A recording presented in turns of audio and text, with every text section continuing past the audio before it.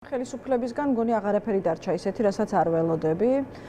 პირიქით მგონია, რომ რაღაცნაირად შეგვიყოლია იმან, რომ ბოლო რამდენიმე თვეა შეიძლება წელზე მეტიც, რომ ვამბობთ, რომ აი ამაზე მეტი რაღა უნდა მოხდეს და ვხედავთ, რომ ხდება. უფრო და უფრო გვაოცებენ. კი.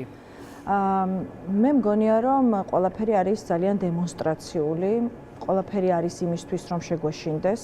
სახისწულებს უმტვრევდნენ ახალგაზრდებს, იმიტომ რომ მეორედ არავის გასჩენოდა აქციაზე გასვლის სურვილი, ესეც იმიტომ იყო.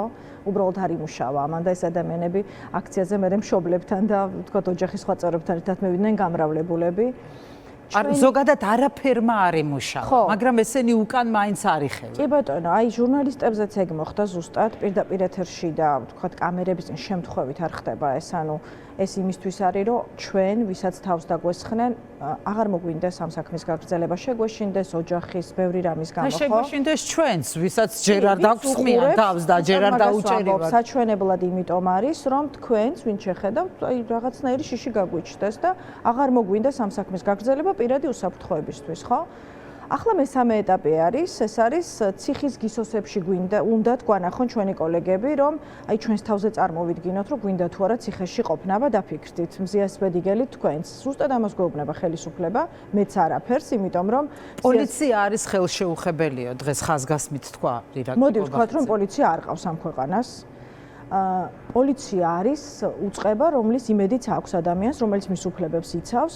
მე დღეს რომ გამიჭირდეს, არ ვიცი ვის უნდა მივმართო. არ არსებობს ამ ქვეყანაში ფორმიანი ადამიანი, ვისაც საკუთარ თავზე გაქვს გამოცდილი ის კადრები, როდესაც პატრული იქვე იდგა და არანაირი რეაგირება არ მოუხდენია და არც წინსვლა არ არის მაგ საქმესთან დაკავშირებით. ეგ არც ველოდები ახლა ხელისუფლების მოგზავნილ ტიტუშკებს ხელისუფლება ხომ არ დაასჭირს ახლა ცხადზე ცხადი არ ველოდები აი ამ კითხვაზე მართლა მეღიმება, იმიტომ რომ ამ ხელისუფლების პირობებში არანაირ გამოძიებას არ ველოდები. ვინ უნდა გამოიწვიოს კარლო კაციტაძემ? ერთი გამოძიებული საქმე ჩემს სასთავი დავანებოთ 28 ნოემბრიდან დღემდე რამდენი უბედურება მოხდა. აი გურამ როგავას ფაქტზე უარეს თუ რამეს ვნახავდი, ვერ წარმოვიდგენდი და მოხდა ჩემი ამბავიც, ხო? გურამის შემთხვევაზე რა გამოიწვიეს? ვინმეზე რა გამოიწვიეს? რომელიმე ძალოვანი დასაჯეს? აბსურდია ეს ყველაფერი, არ არსებობს. უბრალოდ მე მინდა ვთქვა, რომ ყველა ეს მცდელობა იყო უშედეგო. დარწმუნებული ვარ, მზიას ამბავიც იქნება უშედეგო. გულისხმობ იმას, რომ ხელისუფლებას რა მიზანიც აქვს ვერ მიაღწევს.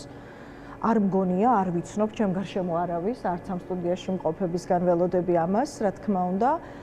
ახლა რომ ჩვენ უკან დავიხიოთ, ახლა რომ ჩვენ ციხის შეგვეშინდეს, გალახვი შეგვეშინდეს და ასე შემდეგ, ძალიან დიდი ხნით თუ სამუდამოდ არა უნდა გავჩუმდეთ. ეს არის ბოლო ბრძოლა ჩემი აზრით და ჩვენ უნდა ვიბრძოლოთ მზიასთვის კი არა, მარტო თითოეული ჩვენგანისთვის, ჩვენი შვილებისთვის, რომ არავის არ შეეშინდეს ქუჩაში გამოსვლა.